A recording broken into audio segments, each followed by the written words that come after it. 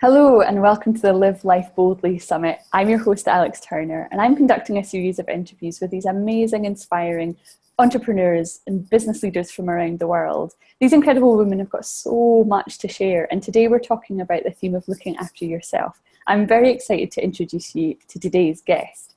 Emma Paulette is the Body Love Coach, and she empowers women to treat their bodies with love and kindness. Now, Emma left Sydney corporate slavery in 2012 to move to beautiful Albany, Western Australia, where she pursued her passions of yoga, personal training and health coaching and started her business, Blue Sky Vitality. After spending most of her life thinking a flat tummy would solve all of her problems, things changed in early 2017 when she had a hysterectomy to treat stage 4 endometriosis. Now, Emma decided her body had seen enough punishment already and made it her mission to help other women live bright and energetic lives, free from calorie counting and flogging themselves at the gym. So here today to talk to us about how body love is the ultimate freedom, it's my absolute pleasure to introduce you to Emma Paulette. Emma, welcome.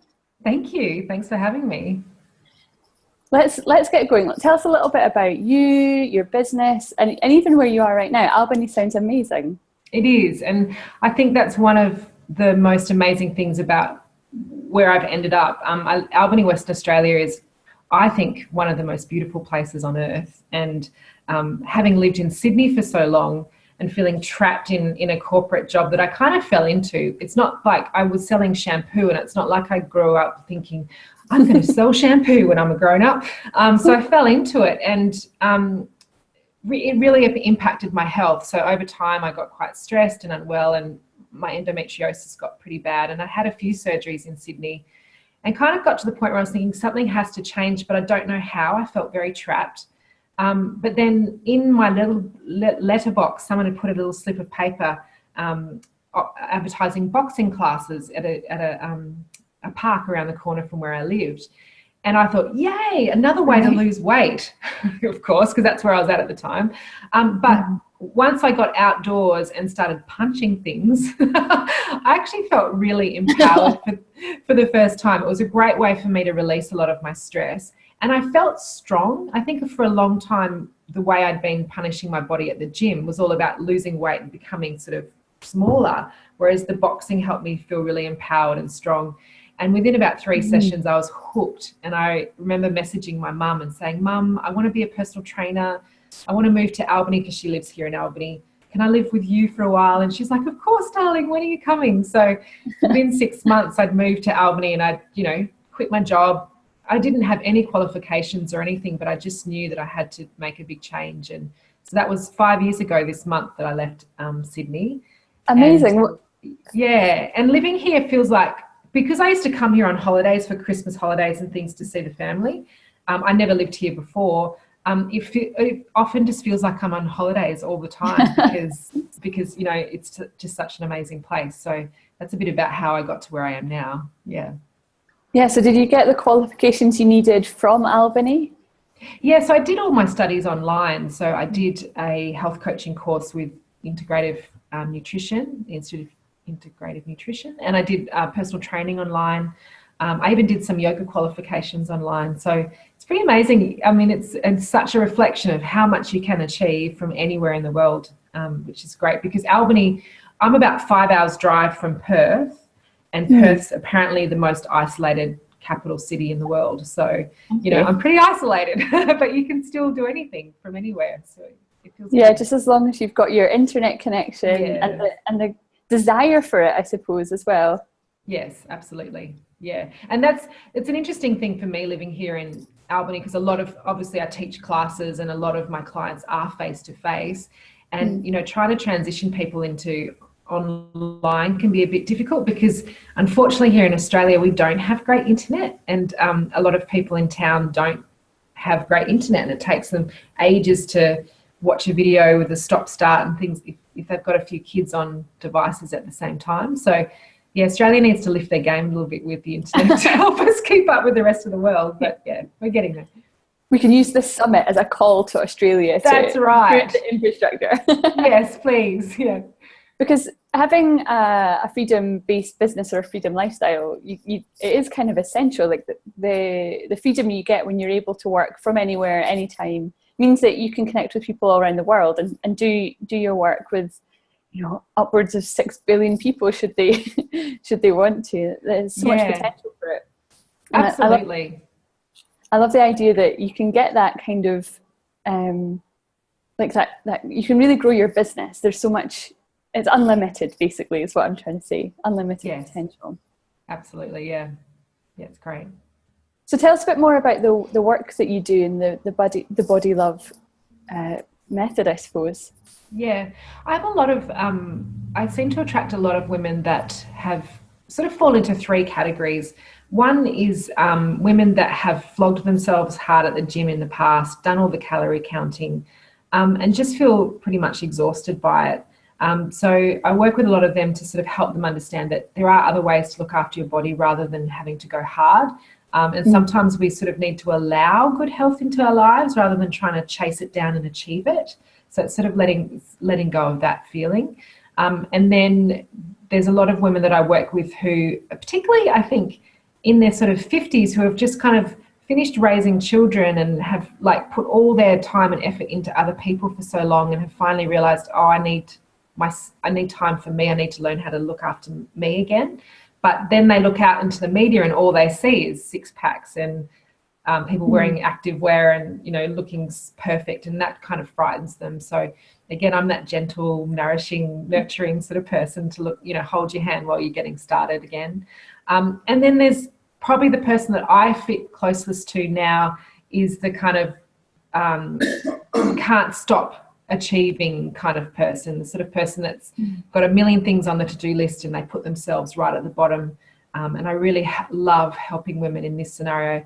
I had a client that's been with me for about 3 years, and I used to talk to her about meditation 3 years ago, and she'd be like, I don't have time, you know, I've got all this stuff to look after in my house. And she's just gone through a huge decluttering phase in her house and has actually just released so much stuff, which has also released so much pent up emotions. And now she's got time to do things like meditation and exercise and things like that. So decluttering is one of the things in my method, because so often we hold on to clothes that we hope we'll fit into again, or the old, you know, some diet type food that we'd bought in the past that sits in the pantry and makes us feel like a failure because we didn't get there. And so letting go of stuff. And also mindset is such an important part of learning to, you know, love or re-love your body again. So it's quite an in-depth system, but they're all things that I've done for myself. And there's sort of 12 things that I talk to my clients about. And it's not until we get to number 9 that we start talking about exercise and diet. You know, there's a lot more that goes on to loving your body before we get to those things that the media kind of tells us are the most important. It's more about sort of coming from the inside out.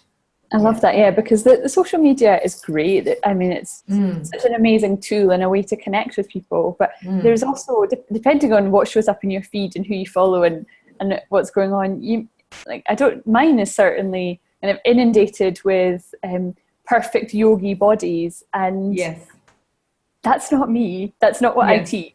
But it's you can't help but compare a little bit to, you know, when that's what's all around you, when the media is portraying all these.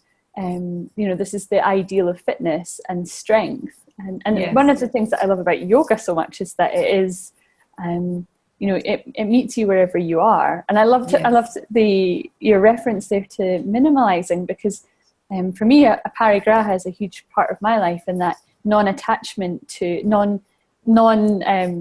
accumulating of stuff, because there's so much attachment in that. And it's like it's poisonous. It causes so much suffering. So letting that go makes so much space. I love how you link that to how you feel about, you know, your mind and your body as well. Yes.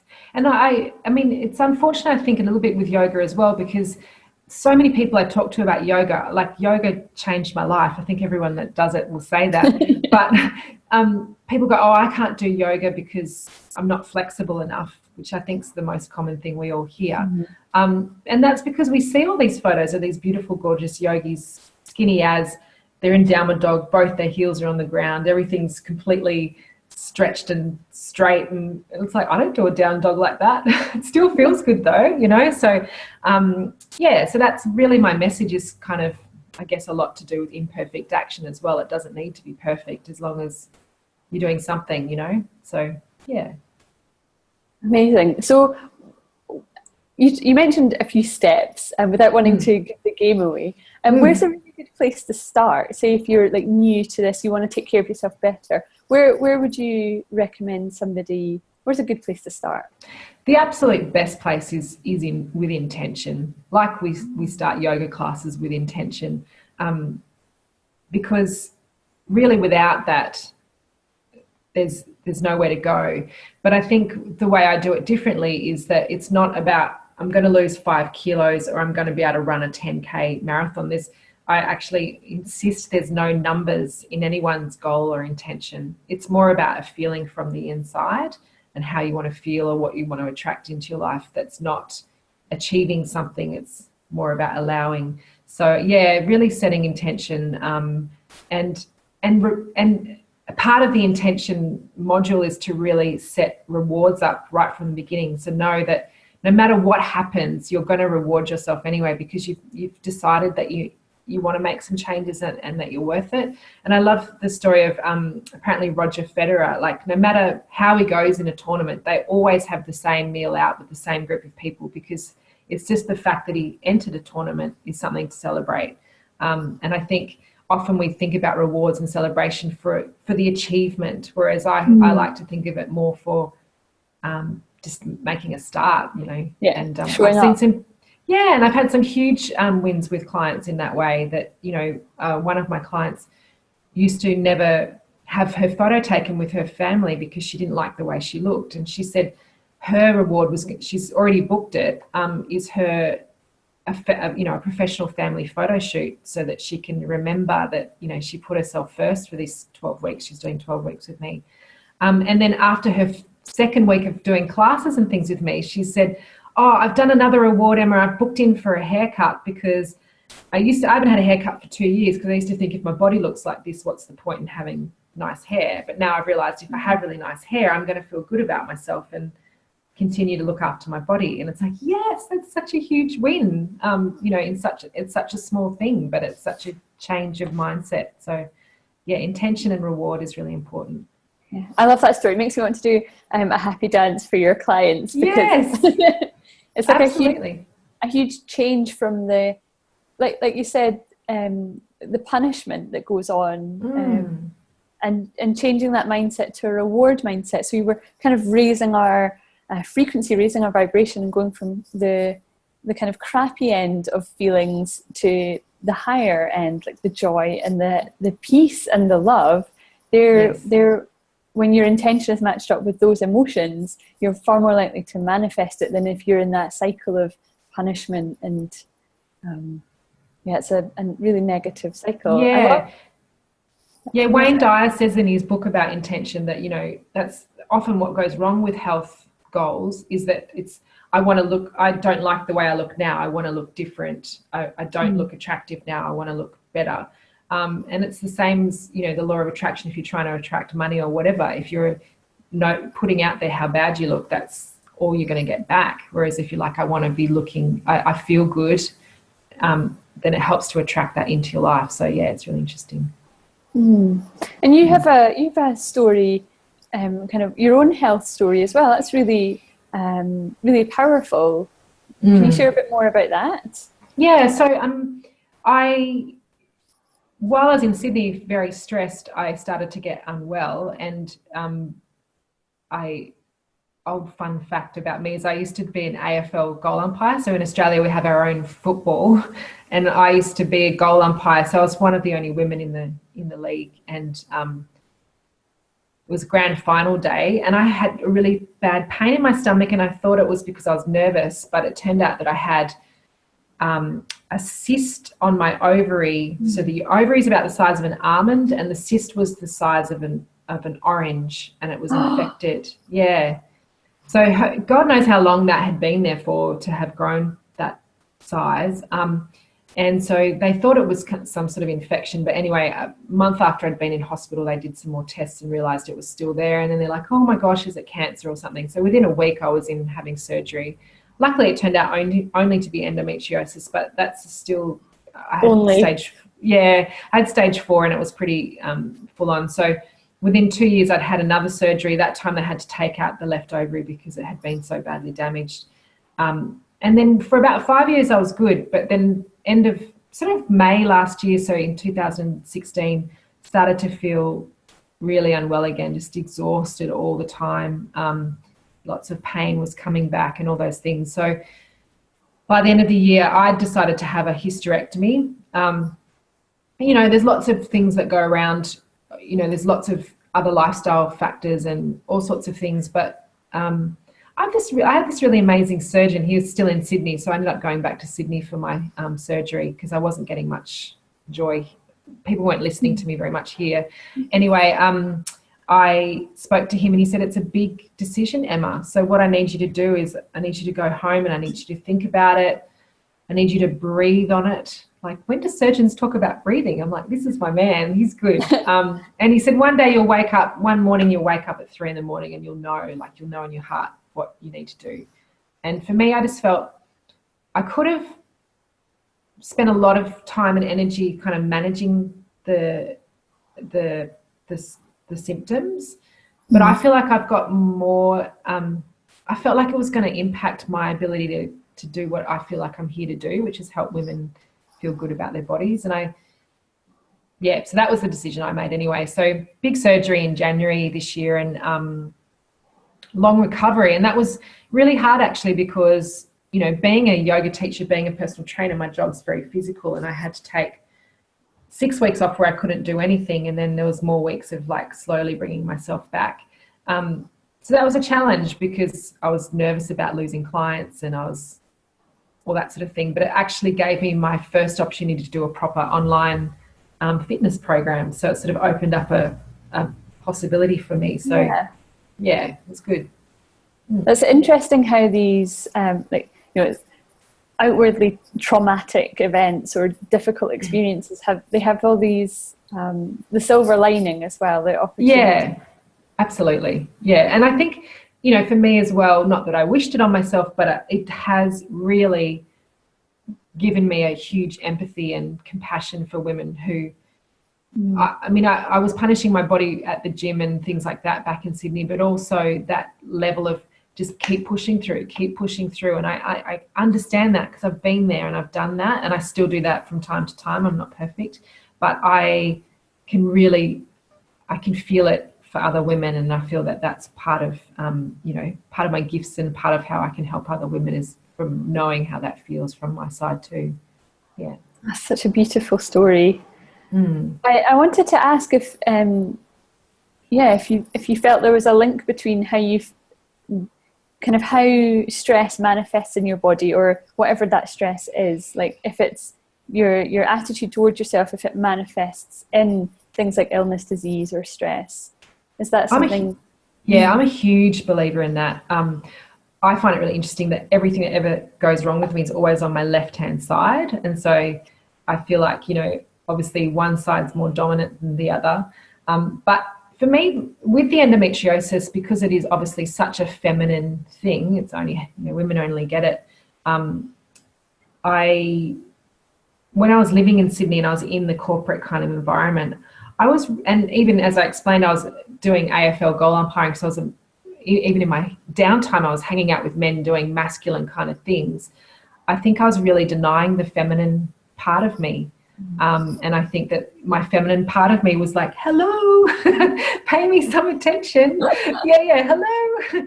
And it, so, there's nothing I can do to change all of that now, but it's opened the gates to me becoming completely feminine. I have love hearts everywhere and I only work with women and things like that. So it's nice to, it gave me that opportunity to sort of see what was wrong in my life. And I always felt that I didn't fit in when I was in the corporate world, but I could never quite explain it. And now I understand it better. It's because I do have this deep feminine side that I was denying for so long. And I definitely think illnesses do manifest sometimes because of, the way we're treating ourselves emotionally or work-wise and things like that, not just what we eat or not just how we exercise.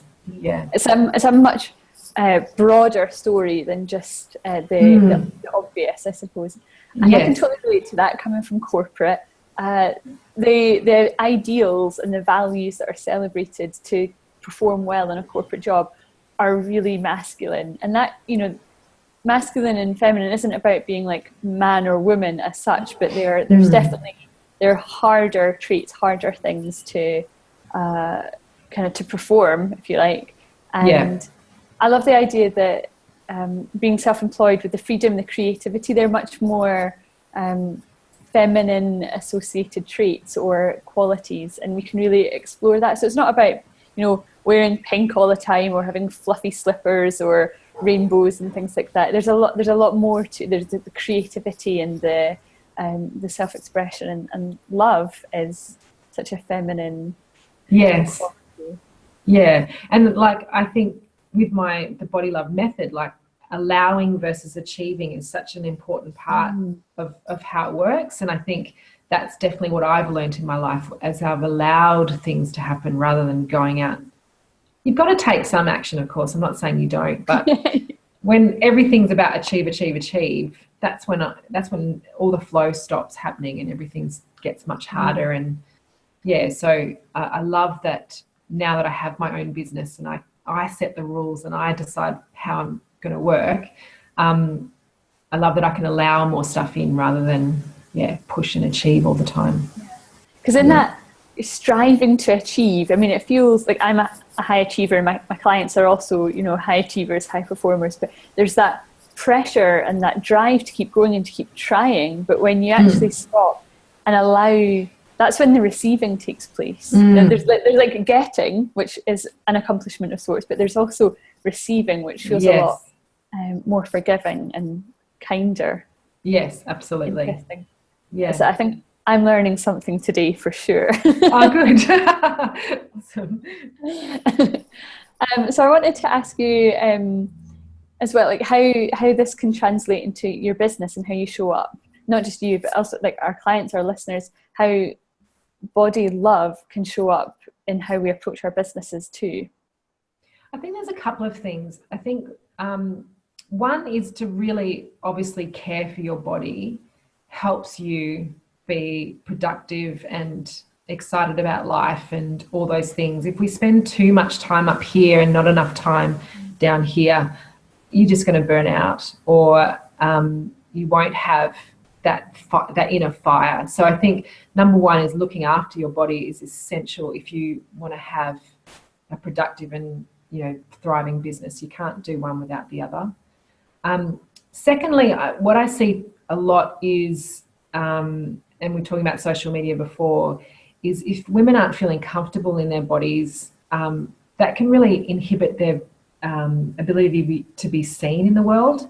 You know, when you see sometimes Facebook pages for businesses and you know it's a woman behind the scenes, but they've got their logo as the picture, or there's no picture of them, or I don't do video, I don't want anyone looking at me, or and, you know, I've done this a few times when you take a few selfies for your Facebook page and it's like, oh, that one's got a bit of a tummy roll in it, I better take another one. You know, so that can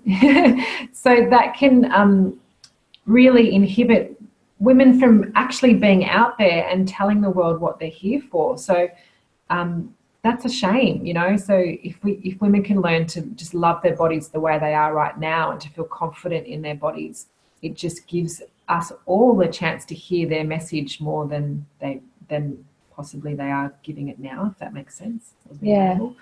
And then I did have another point, but I forgot what it was. But they're probably like the two main things. Is one that you do need to look after your body, and the other one is about being seen, for sure. Yeah. And so, and when you say looking after your body, I just wanted to pick up on that. Like, that's not just like how you're physically treating your body; it's also like mentally how you're talking to yourself as well, right? Yeah, absolutely. And I think that was my other point, and it links well with that. Is that if you're like I used to be, and I know I'm not alone in this, where you're like, oh my gosh, my tummy looks fat today. I mean, I used to wake up when I lived in Sydney, and even for a number of years after I moved here, and I'd get out of bed and I'd pick up my top and look in the mirror and see how big my belly was. And that was like my way of deciding how good my day was going to be. So I thought I was doing well because I'd given up weighing myself, but instead I was judging myself in that way. So a lot of people I know, a lot of women and clients that I have, the first thing they do when they get up in the morning is weigh themselves. And they weigh themselves on a day usually when they're feeling really good about their body. They're like, I'm going to weigh myself today because it's going to be good. So they're feeling awesome, step on the scale, and in that instant, if the number hasn't changed or it hasn't changed enough, in an instant, they're straight back down again. So if we can free ourselves from this kind of like, I need to be this number on the scales, my tummy should be this flat.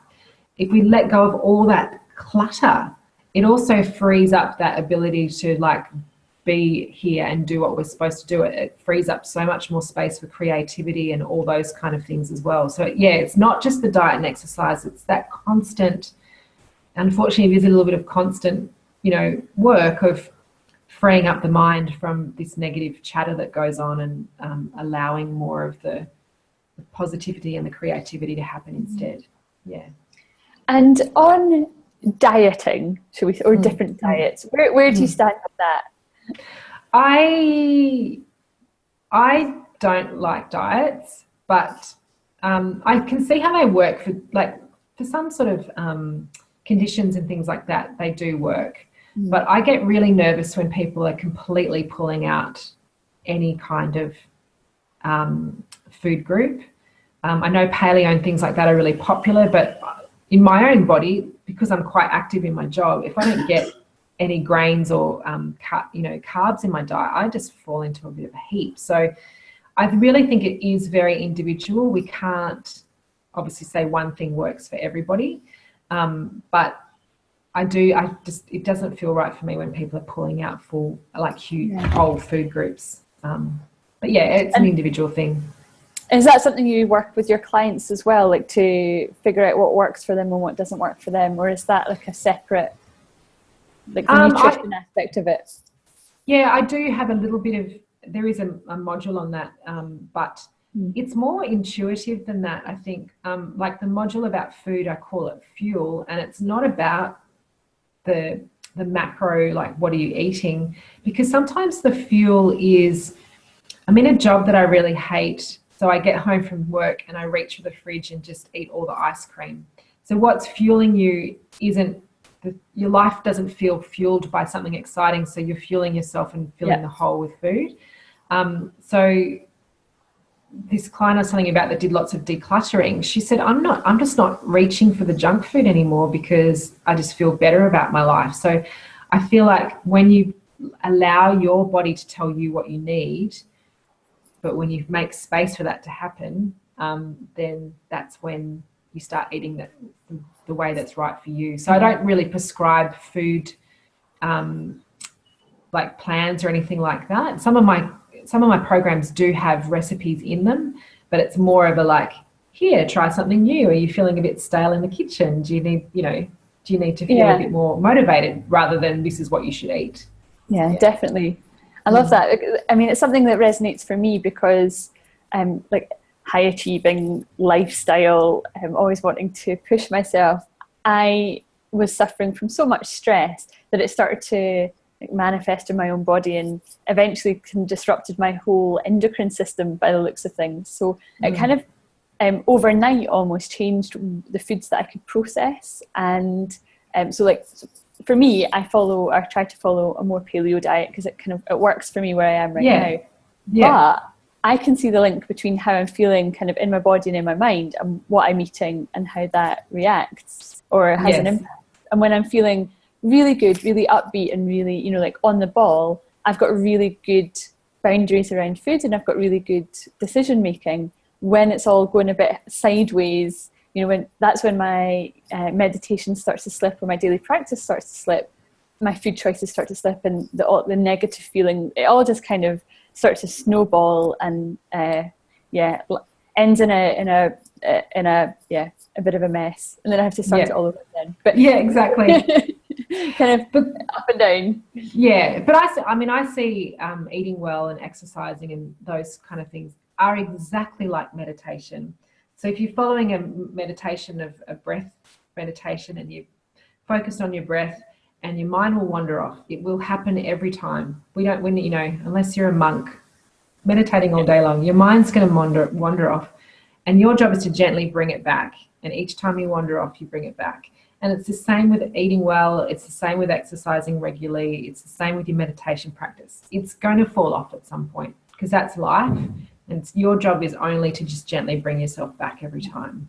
And, without the judgment. Without the judgment. With kindness. Yeah. And I think what bugs me a little bit about diets is most of the time, a lot of the time people do the diet because they're trying to lose the belly, not because they're trying to energize their lives. So it's just about, just the way you've described your eating habits. It's because you realize eating this way is helping you, fuel you to do the things that you want to do. It's not because you're dissatisfied with the way you look necessarily. No. Yeah. Or because I read it on the internet. Yes. Yeah, that's right. Yeah.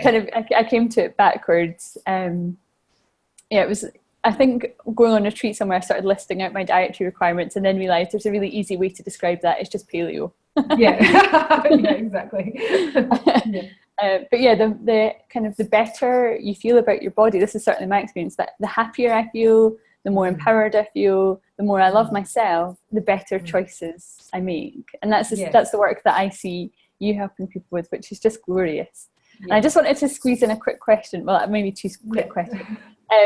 You mentioned yoga and you mentioned boxing and personal training. I wondered if you had like a favourite form of exercise or keeping fit or pastime even.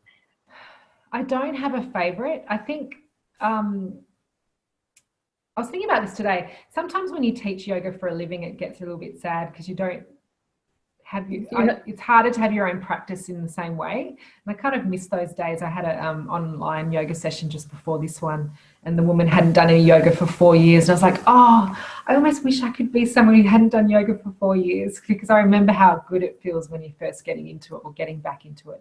So I do love that, but it's kind of, it's a bit different for me at the moment. I don't box often, but when I do, I love it. I do still love punching things.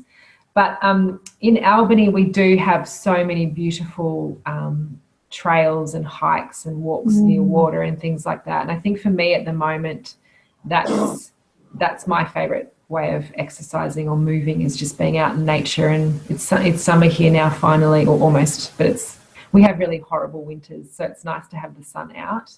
And just want to be outside as much as I can near the water. So walking, I don't do the hardcore stuff at the moment. I don't know if I'm still recovering from my surgery in January. I probably am.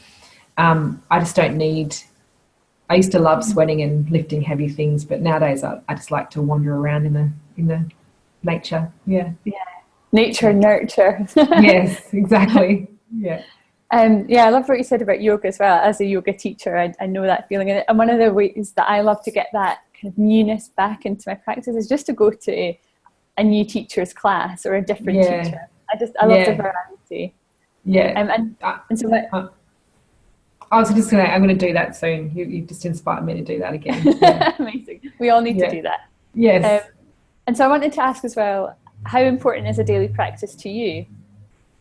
Well, my daily practice at the moment, I am actually in one of my I'm not meditating phases, which is an interesting one to just look at and without judgment, because when I first started meditating, I was using an app called Headspace, which is great, but it also tracks how many days in a row you were doing it. And then I became old, achieving Emma, and it's like, how many days in a row can I do it? And so it became more about ticking the boxes. And I'm not like that now, but I just find it interesting to have a break sometimes and just observe that as well.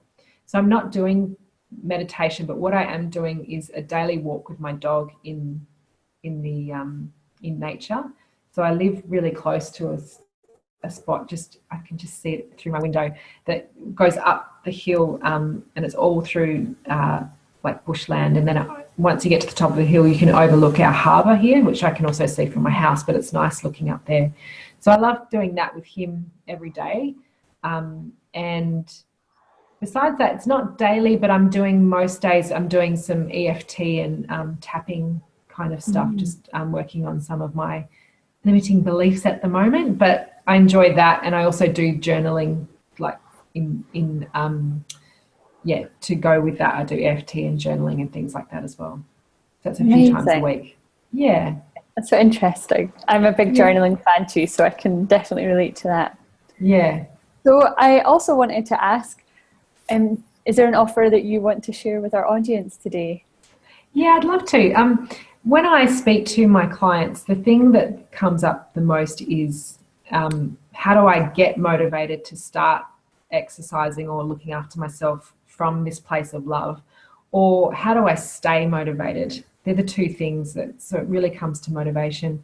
So on my website, which is blueskyvitality.net, you can, on the front page, you'll see it as soon as you go there, you can actually get a free ebook, which has got my 5 tips for getting and staying motivated.